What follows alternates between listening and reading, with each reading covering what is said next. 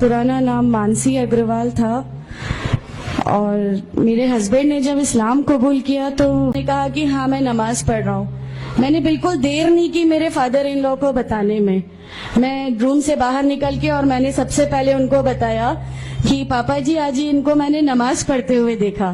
तो उन्होंने मुझसे कहा कि ठीक है खामोश रहो, अभी किसी से कहना नहीं, हम देखेंगे क्या कर सकते हैं। अब वो जो मेरी लाइफ का मोमेंट था, वहां से मेरे को ऐसा लगा कि ये क्या हुआ। धीरे धीरे करके जब मैं इनकी बुक्स वगैरह जो अलमीरा में रखी रहती थी वो मैं पढ़ने लगी और ढूंढने लगी। ये छुपा के रखा करते थे और मुझे जब भी कोई बुक मिलती थी तो फिर मैं उसको पढ़ने लगी। तो मुझे उसमें ऐसा कुछ लगता जरूर था कि पता नहीं कुछ है, कोई डिफरेंट चीज है, क्योंकि मैंने देखा कि इनके अखलाक, इनकी सब चीजें बिल्कुल चेंज हो गई। जो ये पहले थे उससे ये बिल्कुल अलग हो गए। तो मुझे ऐसा पर्सनली लगता था कि इस प्लेटफॉर्म ने इनको ऐसा क्या दिया जो मेरे हस्बैंड को बिल्कुल चेंज करके रख दिया। मतलब अल्हम्दुलिल्लाह ये उस समय कोशिश करते थे कि जो नबी की सुन्नतें हैं, जो हमारे नबी सल्लल्लाहु अलैहि वसल्लम ने किया, अपनी वाइफ की मदद करना, अपनी वाइफ के साथ किस तरह उसके हुकूक की अदायगी करना, ये सब कुछ वहाँ अल्हम्दुलिल्लाह करने लगे। और मुझे जो इनका ये ड्रास्टिकल चेंज था, जो इनको इस प्लेटफॉर्म पे आए हुए 6 मंथ्स या 1 ईयर हुआ होगा, वो देख के मेरे लिए एक बहुत बड़ा एक सरप्राइज था कि ये क्या हुआ। फिर उसके बाद मुझे लगा कि नहीं, मैं भी अब इसको जानती हूँ, मैं भी अब पढ़ूंगी। और फिर मैं अपने फादर इन लॉ और इनकी डिबेट सुनने लगी। ईश्वर है जो इस दुनिया को चला रहा है, ये हमेशा मेरे एक जहन में रहता था। तो मुझे मेरे फादर इन लॉ कहीं ना कहीं उस प्लेटफॉर्म पे आके गलत लगने लगे कि नहीं, ये जो कह रहे हैं वो सही है और इनकी जो डिबेट है उसका एंड जो है वो ये सही है। फिर धीरे धीरे करके मुझे इनकी चीजों पे यकीन आने लगा अल्हम्दुलिल्लाह। फिर हमारे एक फैमिली फ्रेंड है, उनके यहाँ ये मुझे ले गए। वहां पर किसी ने मुझसे कहा कि मैं बहुत बुजुर्ग हो चुका हूँ, कलीम सिद्दीकी साहब है, मुझे उनका नाम ध्यान नहीं है अच्छे से, बट उन्होंने मुझसे कहा बेटा मैं बहुत बुजुर्ग हो चुका हूँ, मैं चाहता हूँ तुम कलमा पढ़ लो, मेरी जिंदगी रहे ना रहे, मैं आपसे मिलूं ना मिलूं, तो आप कलमा पढ़ लो। तो अल्हम्दुलिल्लाह मैंने कलमा पढ़ लिया।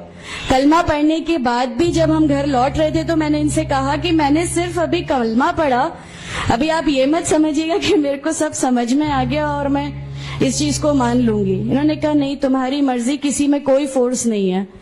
तो अल्हम्दुलिल्लाह अल्लाह ताला का एहसान है, उस कलमे की ताकत थी। और ये हमेशा कहते थे तुम्हें कोई दुआ मांगनी है तो तहज्जुद में मांगा करो। तहज्जुद का जो टाइम होता है वो बहुत कीमती होता है और उसमें अल्लाह ताला सबकी दुआएं कबूल करता है। इन्होंने मुझे एक दुआ सिखाई थी कि तुम एक दुआ मांगो कि या मेरे रब, अगर मेरा हस्बैंड गलत रास्ते पर है तो उसको सही रास्ते पे ले आ, और अगर मैं गलत रास्ते पे हूं तो मुझे सही रास्ता दिखा दे। अल्हम्दुलिल्लाह मैं ये दुआ कंटिन्यू मांगती थी।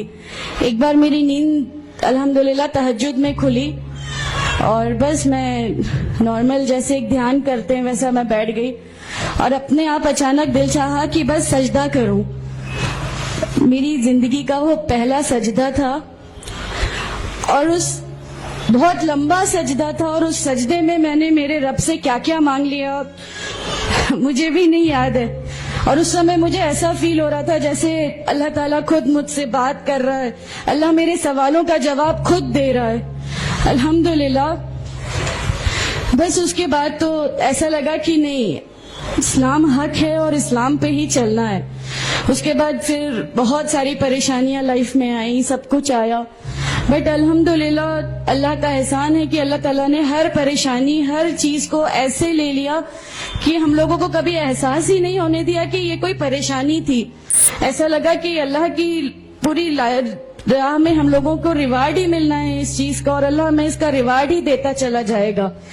अल्हम्दुलिल्लाह बस उस समय से शुरुआत हुई थी दीन इस्लाम की। अल्हम्दुलिल्लाह आगे चल के परेशानियां, तकलीफें हर रिवर्ट की जिंदगी में आती हैं, लेकिन मैं हर रिवर्ट बहन से ये कहना चाहती हूँ कि अल्लाह की खातिर आप लोग इस दीन में आए हैं, किसी और चीज के लिए नहीं आए। तो अल्लाह की खातिर इन परेशानियों को भी झेलिए।